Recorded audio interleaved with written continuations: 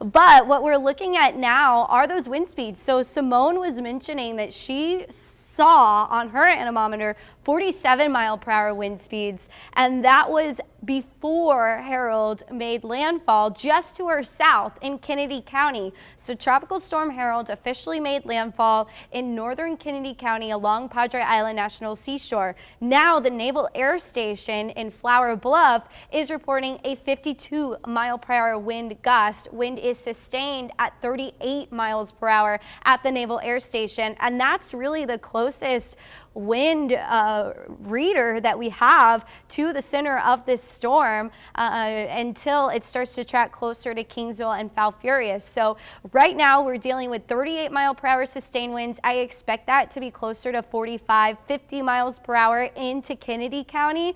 And additionally, those gusts are easily up to 60 miles per hour. That's going to continue to move to the west. So as the storm moves west, we're going to see the purple contour continue to move west as well. And that's going to bring those 40 to 50 to even 60 mile per hour winds into Kingsville, into Alice, into Falfurrias, and into Hebronville throughout the day. Something else that I want to mention, Simone now taking shelter inside her car. We've got 14-foot waves being registered at our buoy, which is 70 nautical miles offshore, right?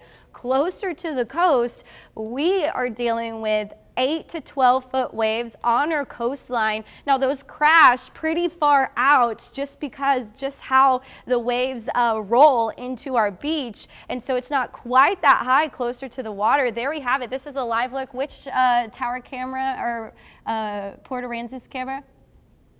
This is a beach camera in Port Aransas, and you can see just how it's raining, and so visibility has dropped pretty drastically. B, we are seeing those waves way offshore, and that's where they are crashing at that 8 to 12 foot level. And then they do get smaller as they get closer to the coast, but they're pushing further inland because they still have that energy of that 8 to 12 foot wave as it is rolling into the beach. And so to take a look at how long we'll be dealing with these really high waves as this storm moves through, look at that north turn it made. As it moves through, we're still talking 8 to 12 foot waves through 4 p.m. and that's going to be as Harold is almost approaching the coast, the Texas and Mexico coast there near Laredo, right? So we're still dealing with the potential for 8-foot waves by 4 p.m.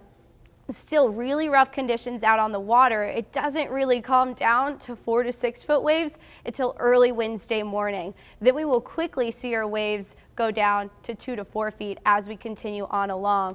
But this, as you saw in Simone's live shot also, it's been dumping rainfall. Right now, this is just our 3-hour rainfall totals that we're looking at.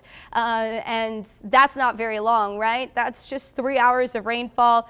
Extremely heavy rainfall into Kennedy County and northern or southern Claiborne County, where we did see the storm make landfall. We're talking radar estimating up to 3 inches of rain, and there's a lot more rain on the way. As the storm continues to make its way onto land, we have the feeder bands that are going to continue into Nueces County and Claiborne County, but it really looks like we're going to continue to see a heavy rainfall through Nueces County as we go well into the afternoon as these feeder bands continue to move into the coastal bend. Mike.